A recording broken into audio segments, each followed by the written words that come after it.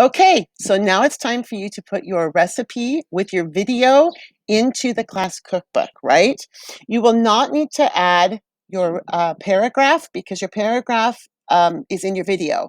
So you don't need to do that. All you're going to enter is this slide.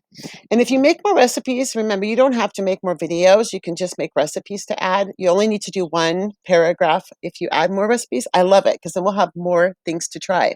But here's how you insert it, okay? So you're going to come over here. See how it's yellow? That means that's been selected. And I'm going to Control C to copy it, okay? Then I'm going to go to the ELA assignment where Miss Lego gave you the cookbook for the whole class. Everybody is sharing this, which means there could be problems. So when you come to this cookbook, go slow. And you might even actually see up here other people working on the cookbook at the same time because we're all sharing one Google slide. Okay, so you're going to scroll down through these until you find the category that your recipe fits under. Mine is a dessert. So if you look to the left now, where I'm at over here, see desserts, I want to be underneath that. I'm going to click between the slides and you're going to see a little yellow line show up. Do you see that yellow line? That means I can insert something there.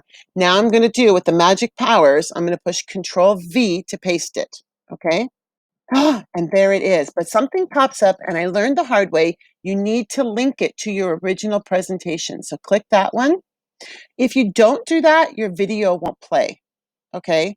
So really important that you and if for some reason, let's say you get to the step and you can't figure that out, just do what you did before where you inserted a video and go get that video and link it again.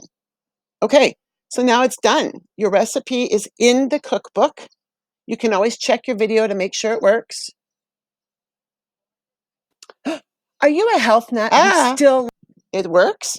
Now remember, if you add any more slides to the cookbook, you do not have to make a video for other extra recipes.